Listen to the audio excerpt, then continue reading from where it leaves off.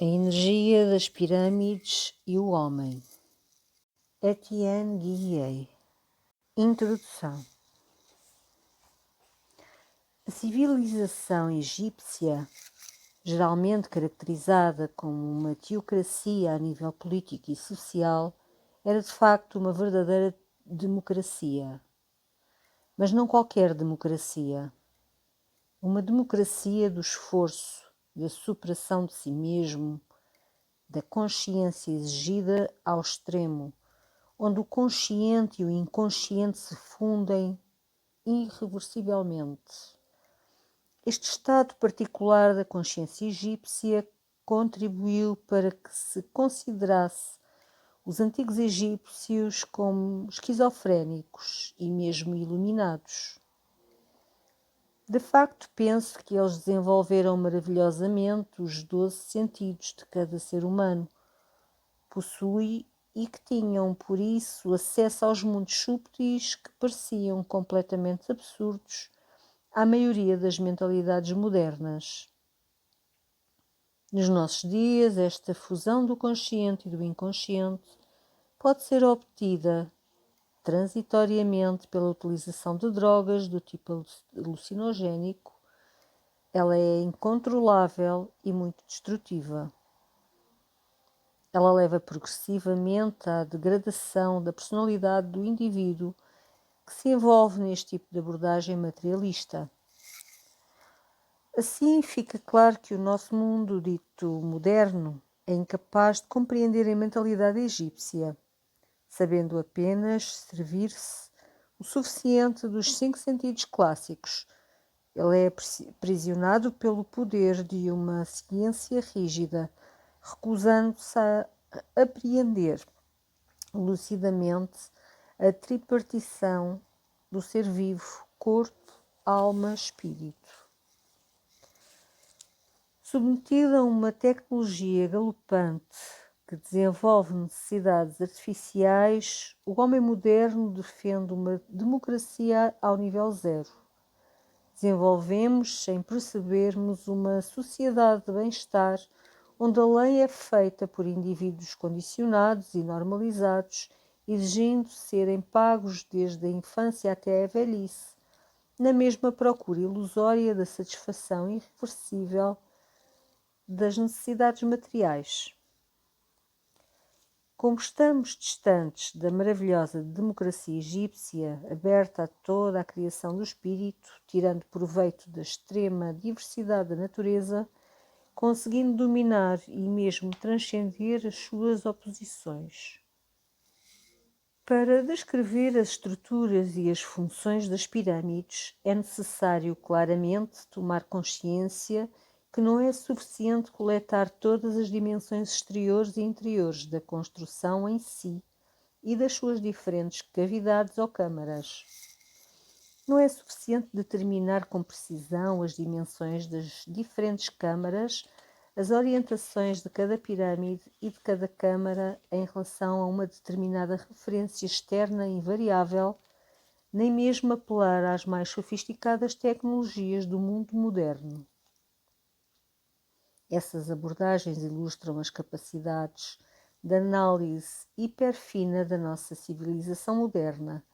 Elas não levam em conta o conjunto do edifício e o que emana verdadeiramente dele. A ciência moderna, primando pela hiperespecialização analítica, negligencia o aspecto sintético holístico da realidade. Não basta fazer modelos, cada um mais engenhoso que o outro, para tentar demonstrar que esta ou aquela pirâmide era unicamente uma tumba real, monumental, destacando-se de um conjunto de mastabas que representavam as tumbas dos cortesãos, um templo solar ou um santuário reservado aos rituais iniciáticos. Neste segundo tipo de abordagem, os pesquisadores privilegiam um sistema de pensamento particular influenciado por esta ou aquela doutrina esotérica, esta ou aquela crença mística e que dá mais informações sobre o seu autor do que sobre a obra que ele tenta compreender. Para nós, os dois tipos de abordagem analítica e sintética conduzem à acumulação de dados qualitativos e quantitativos que fornecem a descrição de um ser morto, de um verdadeiro cadáver, sem sistema nervoso, sanguíneo, magnético, etc. Ora, as pirâmides tinham manifestamente funções ligadas à vida e à morte, tal como concebido pelos egípcios.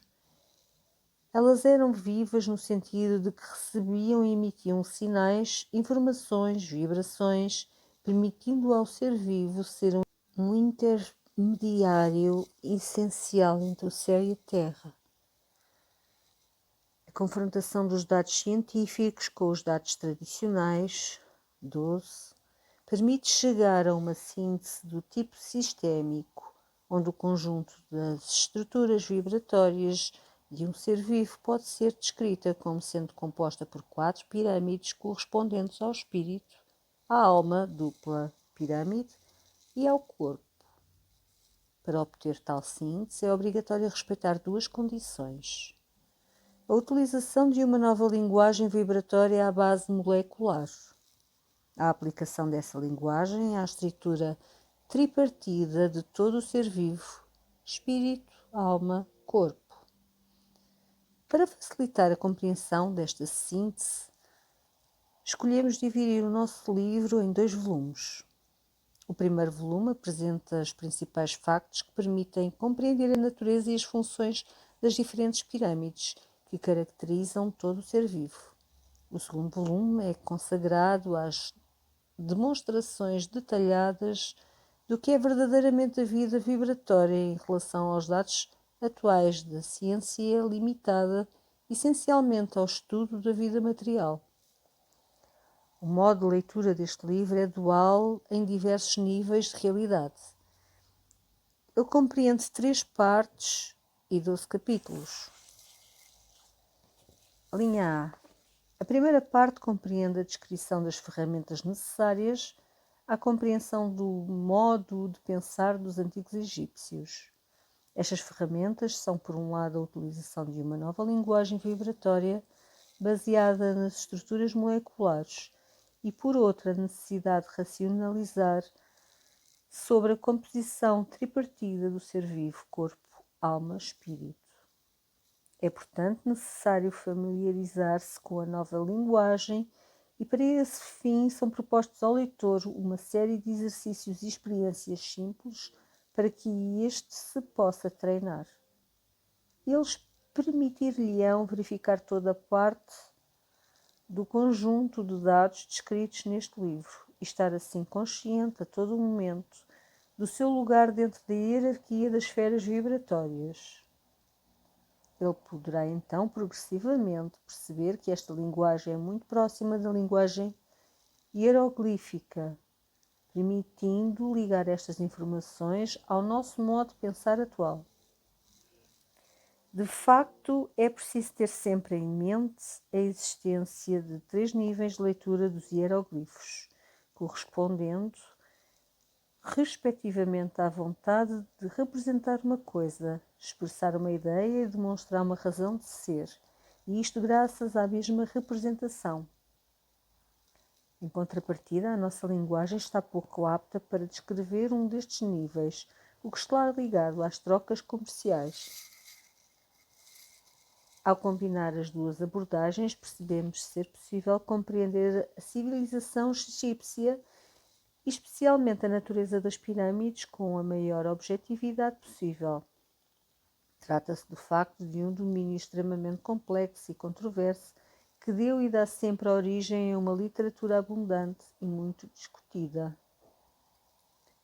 O emprego da nova linguagem, após um certo treino e a preocupação constante de religar os dados brutos à estrutura composta do ser vivo, deve permitir-nos evitar estas controvérsias, de modo a que cada leitor possa verificar o que encontra pelos seus próprios meios vibratórios, de alguma forma. Esta primeira parte constitui os 3 primeiros capítulos do livro. A linha B.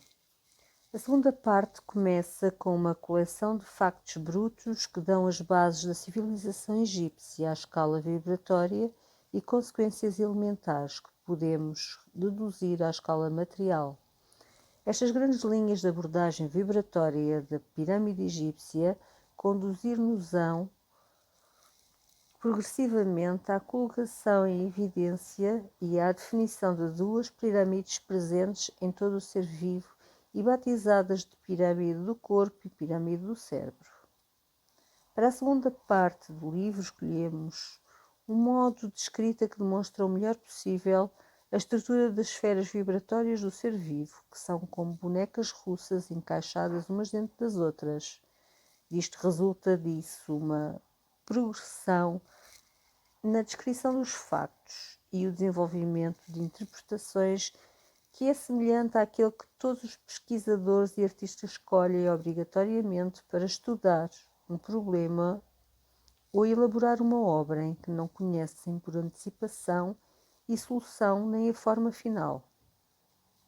Esta escolha de escrita torna às vezes o texto sinuoso e, por consequência, difícil de compreender, mas tem a vantagem de não favorecer a priori nenhuma forma de espírito. Graças ao voltar atrás às contradições que não são levantadas, mas que serão resolvidas mais tarde, cada um poderá definir o seu espaço vibratório, a projeção das estruturas vibratórias, a todo momento. Tateando, contestando os conceitos de base, desmontando os modelos propostos e esboçando outros que lhe pareçam mais adaptados ao seu próprio espaço de liberdade, ele progride no conhecimento objetivo. Ele não se contentará mais em repetir sem compreender as leis absurdas que a sua educação, a sua cultura e o seu modo de vida acumularam pouco a pouco no seu subconsciente. Desestabilizado por uma abordagem dos problemas que não lhe são familiares, ele descobrirá em si espaços virgens que não esperam senão o esclarecimento da consciência para se tornarem jardins do Éden. Terceira parte. Os dados do ensinamento egípcio sobre as pirâmides vibratórias do espírito, da alma e do corpo. Com o auxílio das performances da nova linguagem que se revela estar ao nível dos dados de ensinamento hermético do Antigo Egito, nós podemos agora investir e estudar com lucidez e serenidade os grandes capítulos do Livro dos Mortos do Antigo Egito, cuja verdadeira tradução é de facto a abertura para a luz, o que ilustra bem a confusão das linguagens evocadas no Gênesis pela construção da Torre de Babel. Para aplicar a nossa nova linguagem, examinaremos um certo número de hieroglifos em que detalharemos os 3 níveis de interpretação descritos acima e constataremos com surpresa que em volta dos fios de Ariane o tecido toma forma, pouco a pouco, torna-se figurativo, abstrato, surrealista, mesmo de acordo com o esclarecimento que queremos utilizar. As características do trabalho tornam-se cada vez mais claras, afinando-se como se a estátua, a pirâmide escondida, saísse docemente da areia ou da lama e que a extraíssem arduamente do seu esconderijo misterioso. Tomamos consciência pouco a pouco da sua beleza excepcional ou de que, sob os golpes do malho e do cisel do escultor, o material virgem, o mármore saído da terra, pouco a pouco se animassem formas que prendem o olhar e expressam o amor. Ao fim desta evocação do universo tal como a concebiam os antigos egípcios, o leitor poderá perguntar-se sobre a realidade concreta das pirâmides vibratórias e sobre as suas ligações com as pirâmides materiais, provas eternas quadriculando o país bem amado na proximidade da Esfinge, o guardião da humanidade. ele deduzirá diferentes conclusões que lhe remeterão para as questões. O mundo cosmoétrico ainda existe ou está em vias de renascer?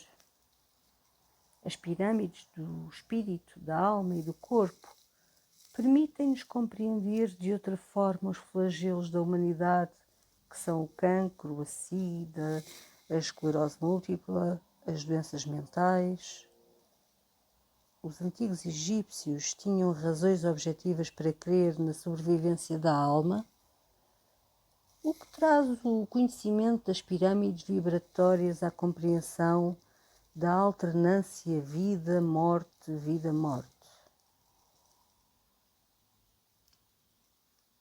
E durante uma viagem ao Egito, parado diante da esfinge enigmática ou percorrendo o local de Saqqara, ele se perguntará com serenidade: e se Osíris tivesse renascido uma enésima vez? Saber, querer, ousar, calar, amar, amar, amar, amar, amar, amar.